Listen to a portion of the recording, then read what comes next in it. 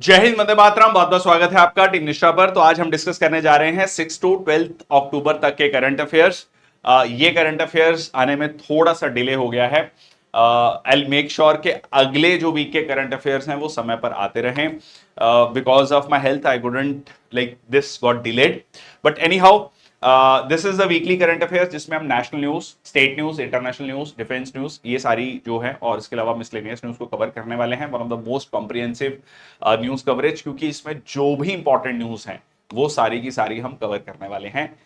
Welcome to the channel team Nishtha. मैं संदीप बंसल आपका स्वागत करता हूं। शुरुआत करते हैं सेशन की। चलिए, तो सबसे पहले नेशनल न्यूज की बात कर लेते हैं।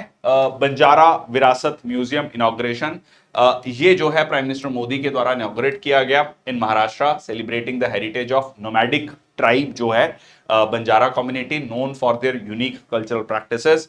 और जो है यहां पर आपको देखने को मिलता है संत सेवालाल और संत रामराव महाराज, जिनको की फॉलो किया जाता है बंजारा कम्युनिटी के द्वारा, are the spiritual leaders of the Banjara community. तो ये आप देख सकते हैं। यहां पर अगर हम बंजारा कम्युनिटी की कल्चरल प्रैक्टिसेस को देखें, is known for there integrate embroidery and work on clothing. Historically जो बंजारा कम्युनिटी है एक नोमैडिक लाइफस्टाइल जो है लीड करती है। नोमैडिक लाइफस्टाइल मतलब घुमंतु, एक जगह से दूसरी जगह जो है पूरा का पूरा कह लीजिए परिवार और जो कम्युनिटी है मूव करती है, travelling along with the caravans of food and goods. Then community has a rich tradition of folk music, dance. एक गाना भी आपने देखा होगा, ठीक है, बॉलीवुड में बहुत बार कई बार ये बंजारा बंजारा, ठीक है, इस पे कई बार आपको गानों में ये जो कम्युनिटी के बारे में जिक्र मिलता है। Performed during the festivals and celebrations. UPSC civil services के एग्जामिनेशन में एक बार सीधा सीधा क्वेश्चन बंजारा कम्युनिटी में पूछा गया था कि क्या है ये जो बंजारा वर्ड यूज होता है, ठीक है, उसके बारे में क्वेश्चन पूछा गया था। नेक्स्ट आपका निक्षय पोषण योजना। निक्षय पोषण योजना जो है हेल्थ मिनिस्ट्री के द्वारा है। Increase the monthly support to TB patients, जिसमें कि 500 रुपए से बढ़ाकर 1000 रुपए जो है सपोर्ट कर दी गई है टीबी पेशेंट्स के लिए, ट्यूबरक्लोसिस पेशेंट्स के लिए। ये सीधा सीधा फाइनेंशियल एड प्रोवाइड करता है, डायरेक्ट बेनिफिट ट्रांसफर है, ठीक है, डायरेक्ट बेनिफिट ट्रांसफर है। और मकसद क्या है? न्यूट्रिशनल सपोर्ट प्रोवाइड करना, nutritional support incentive to TB patients. जितने भी टीबी पेशेंट्स हैं वो इस स्कीम के लिए एलिजिबल हैं, और जो पेशेंट रजिस्टर्ड हैं, नोटिफाइड हैं गवर्नमेंट के साथ ऑन और after 1 April 2018, including those already undergoing treatment, जो है उनको ये फाइनेंशियल असिस्टेंस मिलेगी, ठीक है। तो सीधा सीधा मकसद है, जैसे एक प्रोग्राम भी लॉन्च किया गया था, टीबी हारेगा देश जीतेगा, ठीक है। फाइनेंशियल इंसेंटिव जो है 1000 रुपए का डायरेक्ट बेनिफिट ट्रांसफर। नेक्स्ट जो है India's unified genomic chip for livestock, बड़ा इंटरेस्टिंग कंसेप्ट है। इंडिया ने लॉन्च किया है unified genomic chip to help farmers select high quality livestock early, ठीक है। अच्छी लाइफ स्टॉक को सिलेक्ट करना जीनोमिक चिप के थ्रू। अब ये क्या है, ये चिप क्या करेगी? इंटरेस्टिंग है। इसमें दो तरीके की चिप है यूनिफाइड जीनोमिक चिप। इसमें एक है आपकी गऊ चिप फॉर कैटल एंड महिष चिप फॉर बफेलो। अब बेसिकली इसमें किया क्या जाएगा, इसमें जो है ये काम करेगा, एनालाइज करेगा डीएनए को, डीएनए ऑफ द कैटल और the buffalo.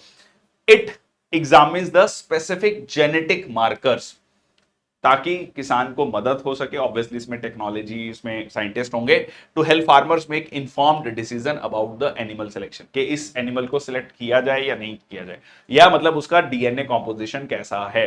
So this chip can help improve the quality of cattle, enhance the dairy farming sector, ठीक है। तो सीधा सीधा डेयरी फार्मिंग सेक्टर को ये इंप्रूव करेगा। बहुत ही कह लीजिए एक एडवांस्ड स्टेप जो है लिया गया है। This chip was developed by department of animal husbandry and dairying, जो कि काम करती है under the union ministry of animal husbandry, dairying and fisheries. तो इसके अंतर्गत ये काम करती है। इंडिया की यूनिफाइड जीनोमिक चिप है for the livestock. Next आपका draft national sports policy 2024 developing sports in India. Draft national sports policy है। अगेन द मकसद, the objective is very clear कि ग्राउंड लेवल से, बेस लेवल से जो है sports को बढ़ावा दिया जाए। Aims to develop sports and physical literacy in schools, और उससे रिलेटेड जो इंफ्रास्ट्रक्चर को क्रिएट किया जाए। और बहुत इंपॉर्टेंट है प्राइवेट सेक्टर की इन्वॉल्वमेंट, क्योंकि गवर्नमेंट सेक्टर बहुत ज्यादा बियॉन्ड अ पॉइंट फंड नहीं कर सकता because of the limited resources. और इसमें इंडियन ओलंपिक एसोसिएशन की जो प्रेसिडेंट है पीटी उषा, वो भी रही, representative from national sports federation. तो लगभग सबसे जो है राय ली गई है इस स्पोर्ट्स पॉलिसी को बनाने में। और ये जो है एक माइलस्टोन होगा, ये कहा जा रहा है। द आइडिया इज कि गवर्नेंस स्ट्रक्चर को कैसे, क्योंकि बहुत बार ये भी कहा जाता है कि जो स्पोर्ट्स बॉडीज हैं उनमें कहीं ना कहीं पॉलिटिकल पार्टीज की या पॉलिटिशियंस की बहुत ज्यादा डोमिनेंस रहती है, जो अभी हमने रिसेंटली लास्ट ईयर जो है पूरा का पूरा प्रोटेस्ट भी देखा रेसलर्स का, ठीक है, उसको लेकर भी, इसके अलावा भी, ठीक है। सो including the Olympic and Paralympic charters जो है यहां पर क्रिएट किए जाएंगे। सो ओवरऑल अगर आप ब्रॉडली देखोगे तो स्पोर्ट्स रेगुलेटरी बॉडीज भी, एथिकल स्टैंडर्ड्स क्या होने चाहिए, safe sports policy, appellate sports tribunal, अगर मान लीजिए किसी तरीके की कोई शिकायत है तो उसका निवारण कैसे होगा, गवर्नेंस स्ट्रक्चर क्या होगा, एथलीट्स की रिप्रेजेंटेशन है या नहीं उसमें, नेशनल स्पोर्ट्स प्रमोशन ऑर्गेनाइजेशन, तो ये सारी चीजें जो हैं उसका ओवरऑल पार्ट रहने वाली है। नेक्स्ट आपका world telecommunication and information society day. So international telecommunication union assembly जो है दिल्ली में हुई, ये बहुत इंपॉर्टेंट है।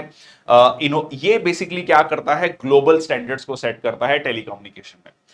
एग्जाम्पल के लिए एक छोटा सा एग्जाम्पल लेता हूं जिसकी वजह से बहुत बड़े स्तर पर जो है ई वेस्ट जनरेट होने से बचाए। देखो पहले क्या होता था, लगभग 15 साल पहले जब मोबाइल फोन्स काफी आए, अलग अलग कंपनी अलग अलग तरीके के चार्जर्स बनाती थी।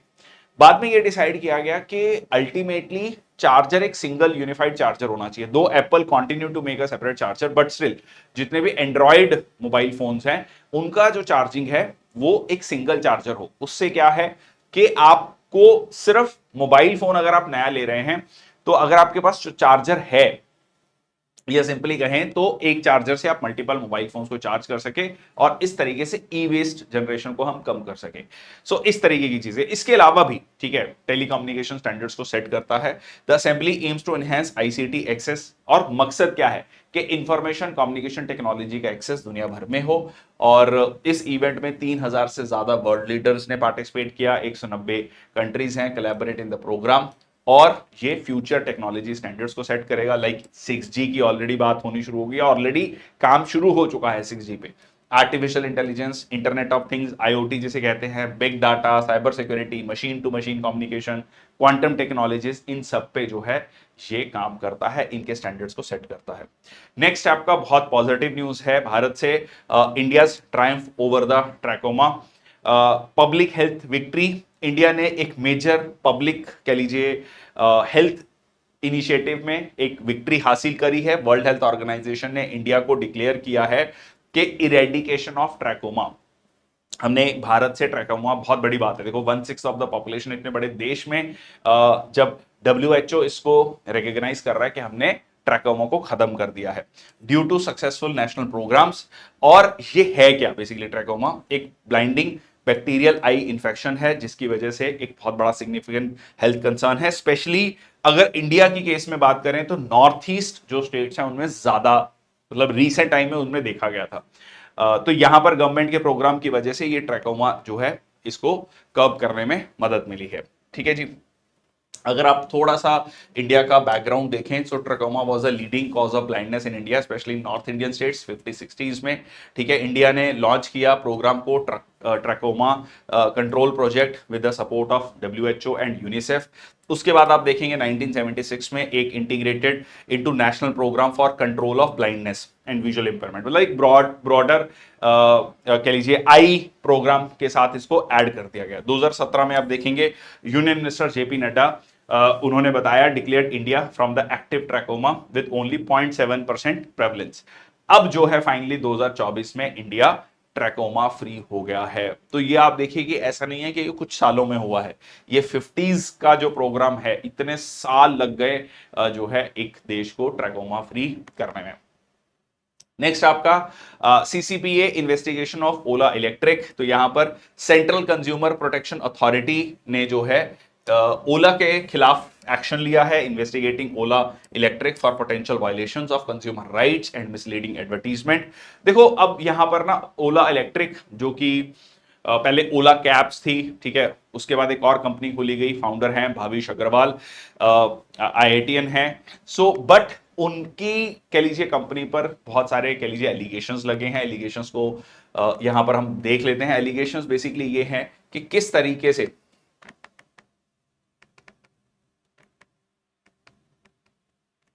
चलिए एलिगेशंस इनके जो हैं, इन पे एलिगेशंस ये लगे हैं कि सेफ्टी कंसर्न्स को लेके, ठीक है, बहुत ज्यादा ओवर चार्जिंग हो रही है। अगर कोई कैंसलेशन कर रहा है तो रिफंड नहीं मिल रहा है।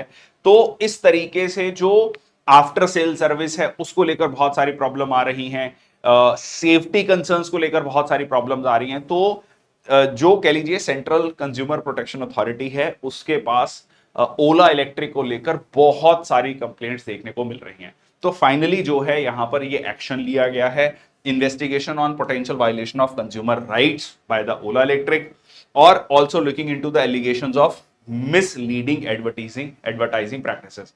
मिसलीडिंग एडवर्टाइजिंग प्रैक्टिसेस के जो आप कमिट कर रहे हो वो चीज आप नहीं डिलीवर कर रहे हो, ठीक है। तो ये जो है ओला इलेक्ट्रिक पर ये एक्शन लिया जाएगा। नेक्स्ट आपका the plight of Halari donkey. So critically endangered Halari donkey Gujarat faces population decline despite its milk high international value. अब आप ये समझो कि ये जो डंकी है, देखने में जो मतलब ये कहा जाता है कि जो नॉर्मल डंकी है उससे थोड़ा बड़ा और घोड़े से थोड़ा छोटा, ठीक है। कई बार इसको बहुत लोग घोड़े के साथ भी कंफ्यूज करते हैं। अब इसमें एक बड़ा इंटरेस्टिंग है कि a litre of donkey milk cost up to 7,000 rupees. 1 litre milk is 7,000 at certain areas, ठीक है। So one of the costliest in the world. So the Halari donkey is vital to local communities in Gujarat, ठीक है। उनकी livelihood और उनके culture के लिए काफी इंपॉर्टेंट रोल प्ले करता है। और जैसे मैंने आपको बताया कि इसकी बहुत कह लीजिए इकोनॉमिक वैल्यू है, बट इसका नंबर्स गिरता जा रहा है। That is a cause of concern, ठीक है जी। और इसीलिए जो है यहां पर इसको लेकर बात चल रही है कि किस तरीके से इसको कंट्रोल किया जाए। So donkey milk is rich in vitamins, polyunsaturated fatty acids, antioxidants, regenerating compounds which keep the skin hydrated and prevent wrinkles, ठीक है। इसीलिए ये बहुत इतना फेमस है। ग्लोबली बहुत सारी फर्म्स जो हैं sell cosmetic products like soap, skin gel, face wash made from the donkey milk as the niche product, ठीक है। तो ये यहां पर जो है इसकी पॉपुलेशन जो डिक्लाइन हो रही है इसको कंट्रोल करने की बात चल रही है। नेक्स्ट आपका Kaimur wildlife sanctuary new tiger reserve. So tiger conservation, Bihar के कैमूर वाइल्ड लाइफ सेंचुरी को जो है बायोडाइवर्सिटी को प्रोटेक्ट करने के लिए टाइगर रिजर्व डेजिग्नेट किया गया है, enhancing the tiger conservation efforts. तो सीधा सीधा क्वेश्चन बनता है आपका यहां पर कि कैमूर वाइल्ड लाइफ सेंचुरी कहां पर है? बिहार में, ठीक है जी। नेक्स्ट आपका नेशनल मैरीटाइम हेरिटेज कॉम्प्लेक्स बनाया जा रहा है, इसको लेकर अप्रूवल दे दिया है यूनियन कैबिनेट ने लोथल में, जो कि एक इंडस वैली सिविलाइजेशन साइट है, हड़प्पन सिविलाइजेशन की साइट है। A world-class facility showcasing India's maritime history using an edutainment approach. So ये प्रोजेक्ट जो है फेजेस में कंप्लीट किया जाएगा, involving museum construction, expansion, related infrastructure. इसको डेवलप करेगा ministry of port, shipping and waterways, ठीक है, to showcase the around 4,500 year old shipping industry, ठीक है, old maritime heritage of the India. और ये जो है जो लाइट हाउस बनाया जाएगा यहां पर, वो दुनिया का सबसे टॉलेस्ट जो है लाइट हाउस होने जा रहा है, ठीक है। Directorate general of light houses and light हिप्स under the ministry of port, shipping and waterways जो है दुनिया का टॉलेस्ट जो है यहां पर क्या होने जा रहा है, ये आपका लाइट हाउस होने जा रहा है, ठीक है। लोथल जो है डिस्कवर किया गया था 1954 में बाय एसआर राव, ठीक है जी। The site provides evidence for India's maritime activities and trade, और लगभग 4,500 साल तक के जो है हमें एविडेंस मिलते हैं कि यहां पर जो है मैरीटाइम एक्टिविटीज थी। नेक्स्ट आपका Agasthyamalai bamboo tail, a new discovery. So researchers ने डिस्कवर किया है एक नई डैमजल फ्लाई स्पीशीज को, अगस्था मलाई बैम्बू टेल, ठीक है। बैम्बू टेल बेसिकली इसकी टेल जो है कुछ लाइक फील लाइक बैम्बू, ठीक है, फील लाइक बैम्बू। तो यहां पर आप देख सकते हैं इसकी tail feels like bamboo. The rare species characterised with long cylindrical abdomen, जो कि रिजेंबल करती है बैम्बू स्टॉक की तरह। डिस्टिंक्ट ब्लू मार्किंग्स, तो यहां पर डिस्टिंक्ट आपको ब्लू मार्किंग्स देखने को मिल रही हैं।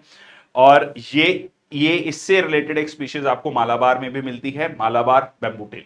ठीक है, मालाबार बैम्बूटेल, और ये कहां पर है, अगस्ता मलाई बैम्बूटेल।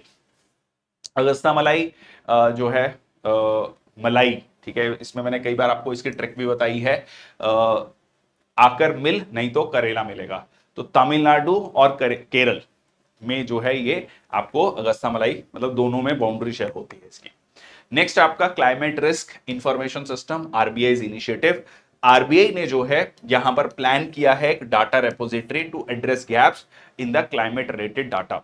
ये बड़ा इंटरेस्टिंग है। ठीक है, सिस्टम जो है इसमें क्या होगा, एक वेब बेस्ड डायरेक्टरी होगी, एक डाटा पोर्टल होगा to aid climate risk assessment for regulated entities. जो भी रेगुलेटेड एंटिटीज है उनका एक climate related climate risk assessment होगा। अब ये क्यों है, देखो जब भी किसी कंपनी की स्टॉक की वैल्यूएशन देखी जाती है तो उसमें देखा जाता है उसके अर्निंग्स कैसे हैं, उसके फंडामेंटल्स कैसे हैं, उसकी रिलेटिव वैल्यूएशन कैसी है, रिस्क प्राइस मोमेंटम।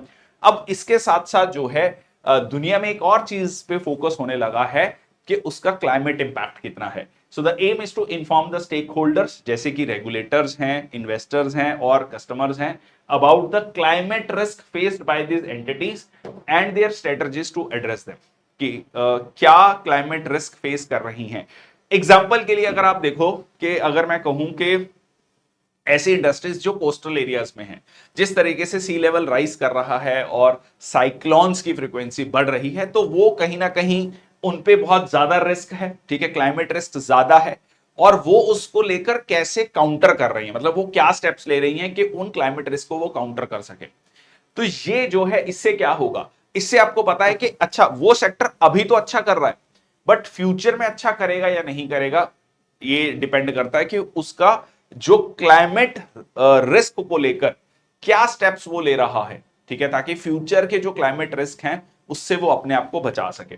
ठीक है जी, तो यही इसमें डाटा है, the web based directory public access to climate data. तो आपको ये एक्सेस मिलेगा इसका। So publicly accessible directory listing various data sources. इसमें मेट्रोलॉजिकल और जियोस्पेशल डाटा भी होगा। मेट्रोलॉजिकल मतलब जो भी वेदर रिलेटेड डाटा है वो आपको वहां पर देखने को मिलेगा। ये आपका आरबीआई की वेबसाइट पे देखने को मिलेगा। तो ये एक इंटरेस्टिंग है। सीधा सीधा आप ये कह सकते हैं कि अभी तक हम बहुत ज्यादा फाइनेंशियल्स की बात करते थे, इसको आप एक ओवरऑल ईएसजी गवर्नेंस के रूप में भी देख सकते हैं, इन्वायरमेंटल सोशल एंड गवर्नेंस। ठीक है, तो अब इन्वायरमेंट की भी बात होने लगी है। It is not just the कि बैलेंस शीट में कितना प्रॉफिट और लॉस हो रहा है। ठीक है, वहां पर इन सारी चीजों को भी देखा जाता है। नेक्स्ट आपका MLA LAD fund a significant increase. Delhi की सरकार ने, ठीक है, दिल्ली विधानसभा मतलब या दिल्ली की सरकार ने, जो मुख्यमंत्री आतिशी मारलेना है, उन्होंने उनकी कह लीजिए कैबिनेट ने डिसाइड किया है कि एमएलए लैड का जो फंड है, जो लोकल एरिया डेवलपमेंट फंड है, उसमें 50% का बढ़ोतरी की जाएगी। अभी तक एक एमएलए को एक साल में 10 करोड़ रुपए दिया जाता था, अब वो बढ़ाकर कितना कर दिया गया है, 15 करोड़ कर दिया गया है, 15 करोड़ कर दिया गया है। अब देखो ये ना एक बहुत इंटरेस्टिंग फैक्ट है कि अगर आप थोड़ा सा पॉलिटी का बेसिक कंसेप्ट समझते हैं, तो ये जो लेजिस्लेचर है, ठीक है, लेजिस्लेचर का काम एक्चुअली में होता है क्या, लेजिस्लेचर का काम एक्चुअली में होता है लॉज को पास करना, और जो लेजिस्लेचर में मेजॉरिटी लेकर आता है वो होता है एग्जीक्यूटिव, और वो उसका काम होता है एग्जीक्यूट करना। ठीक है, अब यहां पर आप एक्चुअली लेजिस्लेटर्स को पैसा दे रहे हैं, मतलब लेजिस्लेटर्स के पास एक पावर है कहीं ना कहीं किसी चीज को इंप्लीमेंट करने की। अब यहां पर क्या है कि लेजिस्लेटर्स को पैसा दिया जाएगा, पर लेजिस्लेटर्स डायरेक्टली इंप्लीमेंट नहीं करेंगे। लेजिस्लेटर्स अपने एरिया में, अपनी कंस्टिट्यूएंसी में जो भी कह लीजिए, जो जिस डिप्टी कमिश्नर की कंस्टिट्यूएंसी, जिस डिप्टी कमिश्नर के अंतर्गत उनकी कंस्टिट्यूएंसी आती है, उनको वो सजेस्ट करेंगे कि हमारे इलाके में इस तरीके का हम प्रोजेक्ट चाहते हैं कि इस चीज पे काम हो। ठीक है, तो ये जो है, so MLAs can propose project to the deputy commissioner of the districts, और उसको वो बजट एलोकेट कर सकते हैं। ठीक है, तो it is not the legislators who are going to implement this, but yes they have the say. 15 crore साल का कम नहीं होता अमाउंट। ठीक है, तो वो जो है उसको लेकर डेवलपमेंट वर्क कर सकते हैं। इसके पीछे लॉजिक ये दिया जाता है कि अल्टीमेटली लोगों ने चुना है, लोग जो है लेजिस्लेटर के पास जाते हैं, एमएलए या एमपी, कि भाई साहब हमने आपको चुना, हमारे एरिया में देखो ये काम नहीं हो रहा है, ये सड़क टूटी हुई है, ये स्ट्रीट लाइट्स नहीं है, छोटे छोटे काम हैं, तो उसको लेकर कुछ कीजिए। ठीक है, तो ये जो है यहां पर उनका काम आ जाता है। अब देखो जैसे कि road, so MLA funds can be used for repairing and maintaining local roads, park की डेवलपमेंट के लिए यूज किया जा सकता है, स्ट्रीट लाइट इंस्टॉलेशन के लिए, सिवर लाइन इंस्टॉलेशन, डिपेंडिंग अपॉन कि किस तरीके की प्रॉब्लम है, तो उस जगह पर जो है पैसा खर्च किया जा सकता है एमएलए के द्वारा। इससे होगा क्या, it will allow MLA to initiate and complete large number of local development projects. इसके अलावा with some more funds available, वो जो है ज्यादा इंपैक्टफुल काम कर सकते हैं, ज्यादा पैसा है उनके पास और काम कर सकते हैं। एनहेंस्ड कम्युनिटी इंपैक्ट, इससे ऑब्वियस ओवरऑल कम्युनिटी इंपैक्ट बढ़ेगा। बट एक दूसरी तरफ इसका काउंटर ये भी दिया जा रहा है कि जस्ट इलेक्शन से पहले ये स्टेप लिया गया है, इससे बहुत ज्यादा कुछ फर्क धरातल पर नहीं पड़ेगा। It is like more of a political move. Next आपका the Humsafar policy improving India's national highways. देखिए नेशनल हाईवेज पे जब हम जाते हैं, ठीक है, कभी भी अगर आप वो हाईवेज पे आपने ट्रेवल किया है, खासकर अगर गाड़ी चलाई है, तो एक बहुत बड़ा प्रॉब्लम ये आता है कि safety, security, maintenance, toilet facilities, ये सारी चीजों को लेकर बहुत ज्यादा दिक्कत आती है। सो ये कॉम्प्रिहेंसिव एफर्ट लिया गया है to enhance the facilities along India's national highways, जिसमें कि कन्वीनियंस होगी, safety, comfort for highway travellers. So इसमें essential amenities like clean washrooms, food courts, parking spaces, first aid services at key locations, ये available कराया जाएगा। ये कहा भी जाता है कि नेशनल हाईवेज भारत में सिर्फ 2% है, टोटल रोड्स का सिर्फ 2% है, पर 40% ट्रैफिक इन नेशनल हाईवेज पे होता है। और सबसे ज्यादा डेथ्स जो हैं इन दुनिया भर में रोड एक्सीडेंट की वजह से वो भारत में है, और उनमें भी सबसे ज्यादा रोड डेथ्स कहां पर हैं, नेशनल हाईवेज पे हैं। तो किस तरीके से वहां पर सिक्योरिटी को इंश्योर किया जा सकता है, और वहां पर क्लीन वॉशरूम, फूड कोर्ट्स, ये इंश्योर करना ताकि लोगों को एक बेहतर एक्सपीरियंस मिले। इसके अलावा additionally dedicated baby care rooms, ठीक है जी, with changing tables, essentials will also be provided, जो कि बहुत छोटे बच्चों के साथ ट्रेवल कर रहे हैं। आगे चलते हैं, नेक्स्ट आपका स्टेट न्यूज। असम में एक इनिशिएटिव लिया गया है, को डिस्ट्रिक्ट इनिशिएटिव, बड़ा इंटरेस्टिंग है। असम ने लॉन्च किया है, पहला राज्य है ये, को district smaller administrative units aimed at improving governance. देखिए ये ना, को डिस्ट्रिक्ट क्या है, देखो एक डिस्ट्रिक्ट में सब डिवीजन होता है, जहां सब डिवीजन मजिस्ट्रेट बैठता है, एसडीएम जिसको हम बोलते हैं, और एक डीएम साहब हैं, जिलाधिकारी हैं, जो पूरे डिस्ट्रिक्ट को देख रहे हैं। अब ये जो को डिस्ट्रिक्ट है, ये कहीं इसके मिडल में आता है, ठीक है, सब डिवीजन और डिस्ट्रिक्ट के कहीं बीच में आता है। और इसका मकसद यही है कि यहां पर एडीएम रैंक का जनरली कहा जा रहा है कि अफसर बैठेगा, और डीएम का जो वर्कलोड है उसको थोड़ा कम करने के लिए, कि ये कहा जाता है कि डीएम के पास बहुत ज्यादा काम है और बहुत ज्यादा फोकस नहीं कर पाता है डेवलपमेंट वर्क्स पे।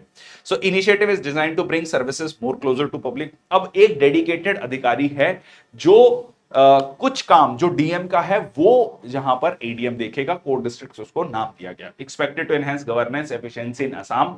और अब कुछ लोगों का तो इसमें क्या क्या रहेगा, will have powers responsibility similar to those of district commissioners, और the function of these officers are tasked, जैसे कि लैंड रेवेन्यू मैटर्स हैं, डेवलपमेंट और सोशल वेलफेयर वर्क्स हैं, ठीक है, एक्साइज और डिजास्टर मैनेजमेंट काम है, ये सारे के सारे रहेंगे यहां पर। बट जो इसके ओपोजिशन में हैं या कुछ क्रिटिक्स हैं, उनका ये कहना है कि ये आप एक ही डिस्ट्रिक्ट में दो पैरेलल अथॉरिटीज को डेवलप कर रहे हो, एक एडीएम है, एक डीएम है, और कहीं ना कहीं वहां पर डीएम की ओवरराइडिंग पावर्स हैं, तो हमेशा एक कंफ्लिक्ट बना रहेगा कि एडीएम डिसीजन ले रहा है, उसको डीएम ओवर रूल कर दे रहा है, ठीक है। और ये एक पैरेलल अथॉरिटी डेवलप करना बहुत ज्यादा सक्सेसफुल नहीं हो पाएगा फॉर दिस पर्टिकुलर रीजन, ठीक है जी। Have magisterial power such as the issue of permissions for the events. Okay, तो रूटीन टास्क जैसे कि ration cards will conduct routine administrative task such as issue of ration cards, caste certificates issue करना, land sale जो permission है, ये सारी चीजें जो हैं एडमिनिस्ट्रेटिव टास्क में वहां पर रहेगा। नेक्स्ट आपका foot rot disease, the threat to livestock in Himachal Pradesh. Foot rot disease जो है इफेक्ट कर रहा है शीप गोट्स को हिमाचल प्रदेश में। बहुत ही हाईली कंटेजियस डिजीज है। और इसकी वजह से क्या हो रहा है कि एक मतलब वो चलने में उनको दिक्कत आती है। जो जब चलने में दिक्कत आती है तो सीधा सीधा बहुत सारे लोग जो इन जानवरों को एज अ ट्रांसपोर्टेशन के लिए यूज करते हैं उनको बहुत दिक्कत आती है। It caused by dichelobacter bacteria is difficult to control once established. ठीक है, इसकी वजह से ये दिक्कत आ रही है, severely impacts the mobility and can cause substantial economic losses for the shepherd's and the farmers. ठीक है जी, कोई वैक्सीन अवेलेबल नहीं है, ठीक है, for this disease, and only strict biosecurity measures ही, मतलब कह लो प्रिवेंटिव मेजर्स ही इसको ठीक कर सकते हैं। और डेफिनेटली इसके इकोनॉमिक कॉन्सिक्वेंसेज है जो हमने अभी पढ़ा। ठीक है जी, तो ये है आपका foot rot disease in Himachal Pradesh हमें देखने को मिल रहा है लाइव स्टॉक्स में। नेक्स्ट आपका छत्तीसगढ़ जल जागर इनिशिएटिव फॉर वाटर कंजर्वेशन, मतलब पानी को, जल मतलब पानी, ठीक है, पानी को सेव करना। सो ये जो है इनॉग्रेट किया गया मुख्यमंत्री के द्वारा छत्तीसगढ़ के एट रविशंकर रिजर्वायर इन गांगरेल डैम, धामतरी डिस्ट्रिक्ट। और नियाद नलानलर स्कीम प्रोग्रेस, उन्होंने ये भी बताया कि ये स्कीम जो है ट्राइबल कम्युनिटीज के लिए मॉइस्ट अफेक्टेड एरियाज में है and urge the citizens to plant trees. ठीक है, जो एक प्रधानमंत्री जी के द्वारा एक इनिशिएटिव शुरू किया गया था, एक पेड़ मां के नाम, और इसमें जो है सीधा सीधा जो ग्राउंड वाटर लेवल डिप्लीट हो रहा है उसको लेकर टारगेट करने की बात की गई है। नेक्स्ट है हमारा इंटरनेशनल न्यूज। तो सबसे पहले है आपका ट्रेजेडी ऑन माउंट धौलागिरी। तो यहां पर जो है माउंटेनियरिंग डिजास्टर हुआ। 5 रशिया के माउंटेनियर्स थे perished during the recent expedition on mount Dhaulagiri, जो कि नेपाल में है। और ये आपका one of the highest peaks है लोकेटेड इन नेपाल। और risk of high altitude climbing, तो कई बार हम इसकी सक्सेस स्टोरीज देखते हैं, बट एक जो है कैसा केस आया है जिसमें 5 जो है कह लीजिए क्लाइंबर्स जो है उनका देहांत हो गया है। यहां पर आप देख सकते हैं आपका माउंट धौलागिरी। ठीक है, माउंट धौलागिरी। नेक्स्ट आपका WHO global strategic preparedness readiness and response plan, WHO ने लॉन्च किया है ये particular plan to tackle the diseases like dengue and other mosquito borne disease. So strategic preparedness readiness and response plan, तो इसको नाम दिया गया है SPRP। प्लान फोकस करता है emergency coordination, surveillance, public health care पर। The idea is very clear कि जो है क्योंकि इसकी वजह से ट्रॉपिकल कंट्रीज में बहुत बड़े स्तर पर आज तक भी बहुत सारी जाने जाती हैं, and aims to address dengue and other mosquito related viruses. ठीक है जी। तो इसमें क्या क्या चीजें देखो, emergency coordination, leadership coordination activities, collaborative surveillance, पहले से ही सर्वे किया जाए उन एरियाज का। So tools for early detection control of dengue and Aedes borne outbreaks. ठीक है जी। नेक्स्ट आपका कम्युनिटी प्रोटेक्शन, सो कम्युनिटीज को एंगेज करना ताकि प्रिवेंट किया जा सके रिस्पॉन्स। जैसे अगर आप देखेंगे इंडिया में भी बहुत सारे शहरों में, गाँव में हमें ये देखते हैं कि जब ये बारिश का सीजन शुरू होता है तब कहा जाता है कि पानी एक जगह ज्यादा स्टोर ना होने दे घरों में। ठीक है, जब डेंगू का सीजन शुरू होता है। ठीक है, so ensuring effective clinical management, resilient health services, और उसके अलावा इसके क्या काउंटर मेजर्स हो सकते हैं। ठीक है, नेक्स्ट आपका hammerhead sharks, a new species discovered. So एक नई स्पीशीज जो है हैमरहेड शार्क, जिसका नाम है स्पायरना एलिनी, डिस्कवर किया गया इसको कैरिबियन और साउथ वेस्ट अटलांटिक में। अब इनमें क्या है, इसकी एक हैमर शेप है, यहां पर आप देख सकते हैं, बड़ा इंटरेस्टिंग है। ये देखिए, ये बड़ा एक तरीके से हैमर शेप आपको यहां पर देखने को मिल रही है, and distinct shape heads aiding in hunting and vision. So new species was found in the Caribbean and south west Atlantic region. Next आपका प्रोजेरिया सेमीबासोस लेगेसी, सेमीबासो जो कि लॉन्गेस्ट लिविंग प्रोजेरिया सर्वाइवर हैं, जिनका देहांत 28 साल की उम्र में हुआ। So it's a rare genetic disorder जिसमें रैपिड एजिंग होती है। अगर आपने एक मूवी देखी हो पा, ठीक है, एक मूवी आई थी जिसमें अमिताभ बच्चन ने ये रोल किया है, और उनके अमिताभ बच्चन जो कि दिखाया है कि 13-14 साल के लड़के हैं, बट वो अपनी उम्र से लगभग 5 गुना ज्यादा बड़े दिखाई देते हैं, बहुत जल्दी अर्ली एजिंग होनी शुरू हो जाती है। अभिषेक बच्चन ने उनके पिता का रोल किया है उसमें। ठीक है, okay, so that was movie related to progeria only, causing rapid ageing in children with no known cure. So ये हाईलाइट करता है उनके चैलेंजेस के बारे में कि दुनिया भर में बेसिकली एक जब ये मूवी आई थी तब भी ये चर्चा हुई थी, काफी ज्यादा इस पे चर्चा हुई थी कि ये कौन सी बीमारी है ऐसी, या कह लीजिए किस तरीके का डिसऑर्डर है। तो जिसमें जो आप देखेंगे so absence of eyebrows and eyelashes, यहां पर भी अगर आप मूवी में देखेंगे ये चीज दिखाई गई है। ठीक है, श्रंकन चिन, नैरो चेस्ट, ठीक है, ग्रोथ डिले, ऑस्टियोपोरोसिस, ठीक है, प्री मेच्योर कार्डिक डिजीज आपको देखने को मिलती है, लॉस ऑफ बॉडी फैट।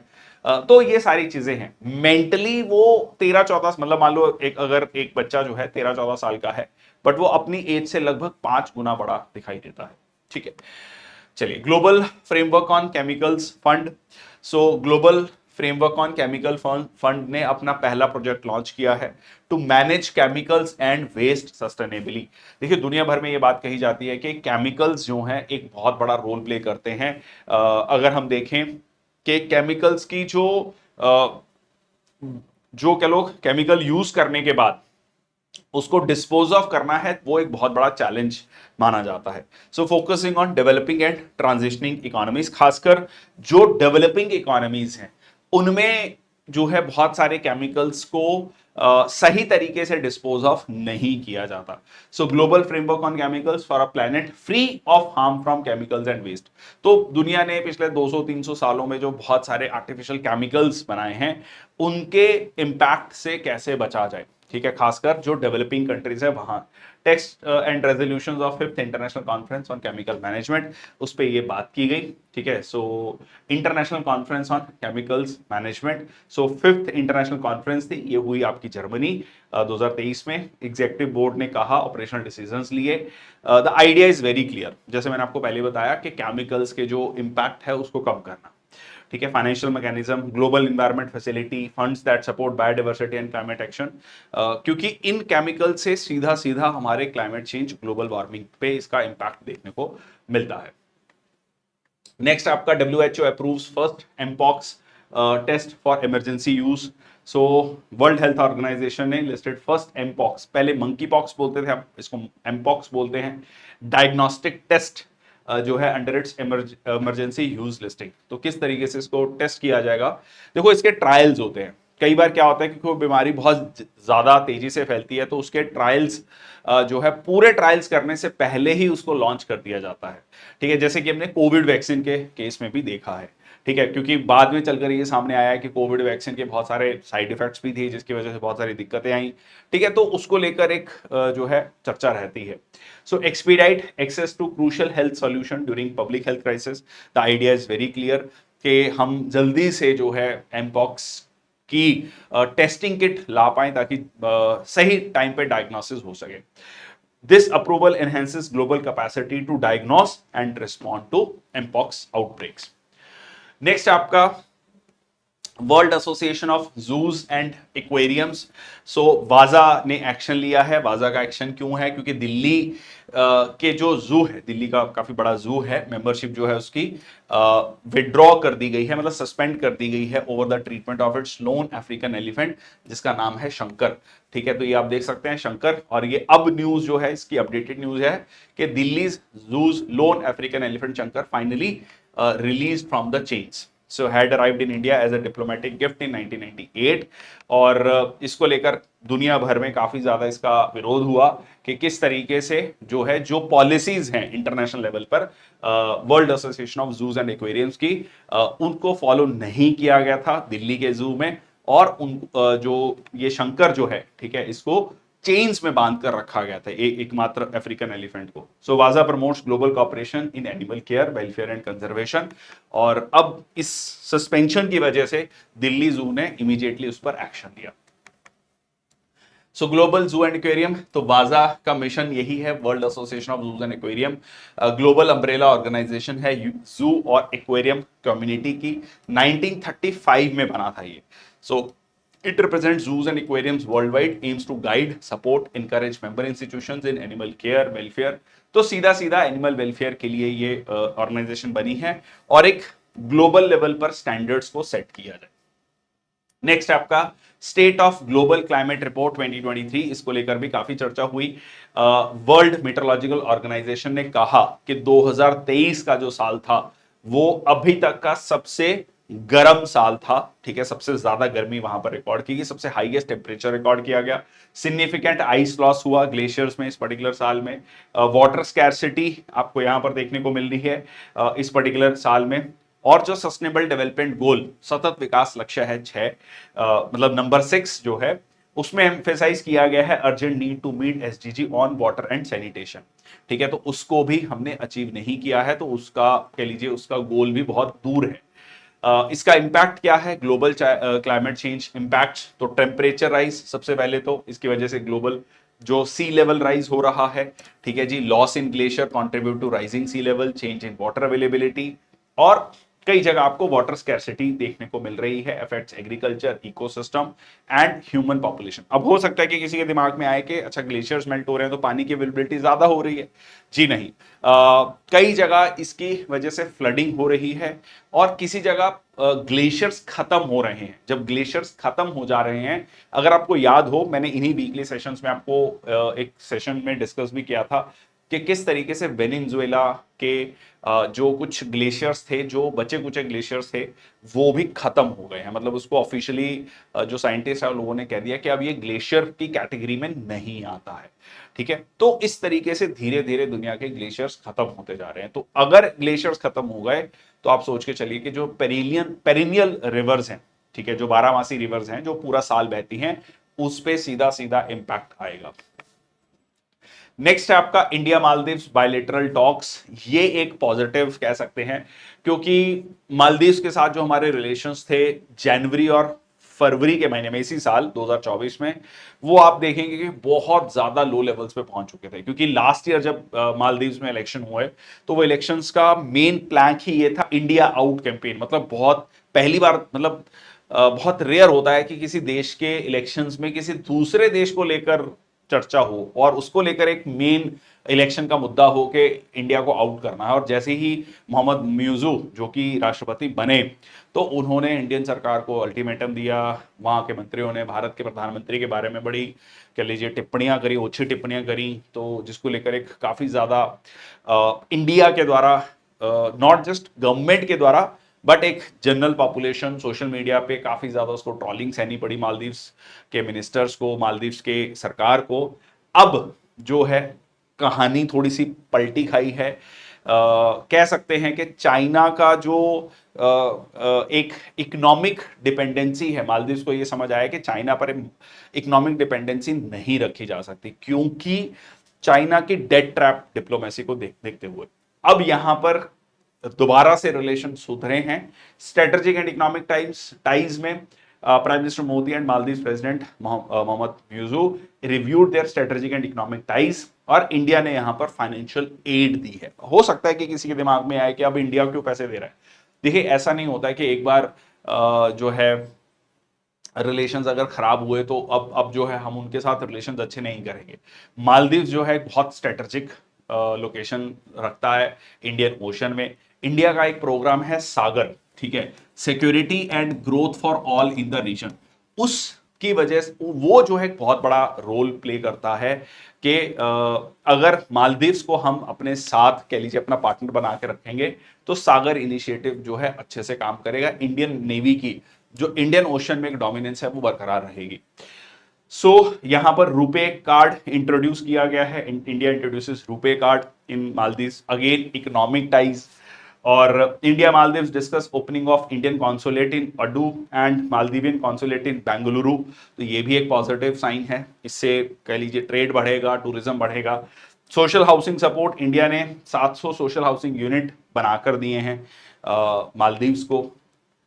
इसके अलावा treasury bill roll over, India will roll over 50 million treasury bill for another year to provide essential budgetary relief. कहीं ना कहीं वहां की इकोनॉमी पे इसका एक नेगेटिव इंपैक्ट हुआ, क्योंकि सबसे ज्यादा टूरिस्ट इंडिया से जाते थे। अब क्योंकि इंडिया से रिलेशन खराब हुए, तो इंडिया के टूरिस्ट भी कम जाना शुरू किया। मतलब एक एक मूवमेंट चला कि मालदीव्स बॉयकॉट मालदीव्स। तो उसके बाद जो है उनकी इकोनॉमी में भी, एक छोटा देश है, ठीक है, 5 लाख कुछ पॉपुलेशन है, तो बहुत ज्यादा टूरिज्म पर डिपेंडेंट है। तो सीधा सीधा उसका इंपैक्ट वहां पर उनको देखने को मिला। Free trade agreement, India and Maldives set to start talks on free trade agreement. तो आप देख सकते हैं कि जनवरी फरवरी और हम अक्टूबर की बात कर रहे हैं, तो इतने कुछ ही महीनों में कैसे बिल्कुल ऐसे जो है कहानी पलट गई है। So continued cooperation, financial measures demonstrate India's commitment to supporting Maldives economy, क्योंकि हम चाहते हैं कि हमारे आसपास के जो देश हैं वो इंडिया के पार्टनर के रूप में रहें। नेक्स्ट आपका living planet report 2024 a stock warning. World wide fund for nature की एक रिपोर्ट आई है जिसमें कहा गया है कि 50 सालों में 1970 से लेकर 1920 तक 73%, बहुत बड़ा नंबर है, 73% जो है average size wild life population का कम हो गया है। सो 73% डिक्लाइन हुआ है वाइल्ड लाइफ पॉपुलेशन का। सो बेसलाइन ईयर लिया गया है वाइल्ड लाइफ पॉपुलेशन मॉनिटरिंग का, 73% डिक्लाइन यहां पर देखने को मिला है। इसके अलावा अगर आप देखेंगे यहां पर फ्रेश वाटर में 80, मतलब फ्रेश वाटर इकोसिस्टम में 85% डिक्लाइन, टेरेस्ट्रियल इकोसिस्टम में 69% डिक्लाइन और मेरीन इकोसिस्टम में 56% डिक्लाइन देखने को मिला है, जो कि बहुत बड़ा नंबर है। मेजर थ्रेट क्या है? Habitat loss, over exploitation and the climate change. ये सीधा सीधा देखो एक वन हेल्थ अप्रोच है। वन हेल्थ अप्रोच ये कहता है कि हमारे सबकी हेल्थ जो है वो एक दूसरे से जुड़ी हुई है। खासकर अगर हम देखें प्लांट्स, एनिमल्स और ह्यूमन बींग्स की जो हेल्थ है वो एक दूसरे के साथ जुड़ी हुई है। तो इस तरीके का एक कह लीजिए चार्ट बनाया जाता है और ये कहा जाता है कि हम जो है ओवरलैप करते हैं, हम एक दूसरे से जुड़े हुए हैं। अगर वाइल्ड लाइफ सीधा सीधा खतरे में है तो हम ये कह सकते हैं कि ह्यूमन सिविलाइजेशन भी खतरे में है। ठीक है जी। चलिए नेक्स्ट आपका world wide fund for nature की अगर हम बात करें तो ये दुनिया का जो है लीडिंग कंजर्वेशन ऑर्गेनाइजेशन है, तो 100 से ज्यादा कंट्रीज में काम करता है। ये लिविंग प्लैनेट इंडेक्स को यूज करता है to track average trend in wildlife population, और इससे सीधा सीधा ये पता लगता है कि ओवरऑल जो लॉन्ग टर्म इंपैक्ट क्या हो रहा है क्लाइमेट पॉलिसीज का। तो ये आप कह सकते हैं कि जब नेक्स्ट टाइम कॉप होगा, कॉप मतलब कॉन्फ्रेंस ऑफ पार्टीज होगा, United Nations framework on climate change, ठीक है, United Nations framework convention on climate change UNFCCC, तो उस पे इस रिपोर्ट को डेफिनेटली डिस्कस किया जाएगा क्योंकि बहुत बड़ी बात है ये। चलिए नेक्स्ट आपका the living planet index comprehensive study, तो उसमें एक चीज और कही गई है, जो vertebrate population monitor nearly 35,000 species covered this much, monitoring period ये था, ऑर्गेनाइजेशन एस्टेब्लिश हुआ है 1961 में और इसका हेडक्वार्टर है ग्लैंड, स्विट्जरलैंड। ठीक है जी। चाइना का एनाकोंडा स्ट्रेटजी, ठीक है जी, टाइटन ग्रिप ऑन ताइवान, बड़ा इंटरेस्टिंग है ये न्यूज। देखो चाइना के राष्ट्रपति शी जिनपिंग ने कई बार ये बात कही है कि हम ताइवान को अपना हिस्सा बनाकर रहेंगे। ठीक है, अब उसके लिए क्या स्ट्रेटजी अपना रहे हैं? उन्होंने कहा है कि अगर हमें फोर्स का इस्तेमाल करना पड़ा तो भी हम करेंगे। अब ये क्या है ये एनाकोंडा स्ट्रेटजी, इसको देखते हैं। देखिए एनाकोंडा स्ट्रेटजी में 3 चीजें हैं मेन। पहली बात है मिलिट्री टैक्टिक्स। अब वो क्या कर रहे हैं इसमें? Combination of military tactics, psychological pressure और साइबर वॉरफेयर। ताइवान का ये कहना है कि सीधा सीधा चाइना जो है एक मिलिट्री बिल्डअप करता जा रहा है, ठीक है, ताइवान के आसपास में। इससे एक साइकोलॉजिकल प्रेशर क्रिएट करना चाहता है कि कभी भी अटैक हो सकता है और जब अटैक होगा बहुत मैसिव अटैक होगा। ठीक है, और दूसरा जो है cyber warfare. The goal is to weaken Taiwan defences और फोर्स करना आइलैंड को कि वो जो है मतलब चाइना की बात को मान ले।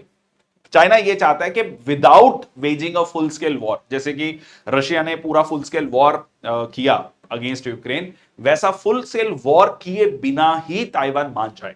ठीक है, अब इसमें वो लगातार प्रेशर क्रिएट कर रहा है। ठीक है, it is trying to tire out Taiwan, force into making mistakes, क्योंकि वो चाहता है कि ताइवान मिस्टेक करे। क्योंकि जब वो अग्रेसिव स्टांस ले रहा है चाइना, तो वो चाहता है कि वो एक्शन करे और उस एक्शन को या कह लीजिए ताइवान के रिएक्शन को बेस बनाकर वो कहे कि देखो इन्होंने वायलेंस का यूज किया है, अब हम इनको क्रश करेंगे। ठीक है, तो ये सीधा सीधा काइंड ऑफ उसको उकसाने की कोशिश कर रहा है। ठीक है, मतलब वो बिल्डअप भी कर रहा है बट वो कह रहे हैं हम तो अपने डिफेंस के लिए एक्सरसाइज कर रहे हैं। अब ये ना बहुत एक बड़ा फाइन बैलेंस है, कहां पर डिफेंस है कहां पर अटैक है। मतलब आप अटैक कर नहीं रहे हो पर आपका पूरा बिल्डअप इस तरीके से कि आप अटैक करने वाले हो। ठीक है, और दूसरा देश जब उसका रिएक्शन देगा तब आप उस चीज को बेस बना के उस पर काउंटर अटैक कर दोगे। ठीक है जी। Vulnerability without direct conflict, so ultimate goal यही है कि Taiwan to make Taiwan vulnerable without resorting to direct military conflict. ठीक है, तो ये है एनाकोंडा स्ट्रेटजी। इसमें एक और चीज आती है वॉल्फ वॉरियर डिप्लोमेसी। ठीक है, वॉल्फ वॉरियर देखो, डिप्लोमेसी में जनरली जब भी बात की जाती है तो बड़े सभ्य शब्दों में बात की जाती है। इवन किसी को क्रिटिसाइज भी किया जाता है ना, तो वो भी मतलब बड़े डिप्लोमेटिक शब्दों में जो है क्रिटिसाइज किया जाता है, कहा भी जाता है कि यार तुम बड़े डिप्लोमेटिक हो। ठीक है, तुम बड़ा अगर अपनी बात को रख भी रहे हो, अपने नाराजगी को रख भी रहे हो, तो बड़े सभ्य शब्दों में रख रहे हो। बट यहां पे वॉल्फ वॉरियर डिप्लोमेसी में ऐसा नहीं होता है। कन्फ्रंटेशनल और असर्टिव स्टाइल ऑफ डिप्लोमेसी होती है यूज बाय चाइनीज ऑफिशियल्स, जिसमें बड़ा एक अग्रेसिव रेटोरिक यूज किया जाता है, बड़ी अग्रेसिव लैंग्वेज यूज की जाती है, जो कि डिप्लोमेसी में जनरली यूज नहीं की जाती। नेशनलिस्टिक स्टांस लिया जाता है, aimed at defending China's interest. बार बार ये कहा जाता है कि हम चाइना के इंटरेस्ट के लिए, को बचाने के लिए कुछ भी कर सकते हैं। ठीक है, and countering the foreign criticism. तो ये जो है इसको कहा जाता है वॉल्फ वॉरियर डिप्लोमेसी। इसके अलावा कुछ और अनकन्वेंशनल स्ट्रेटजीज हैं, ग्रे जोन टैक्टिक्स। ठीक है, ग्रे जोन टैक्टिक्स क्या है?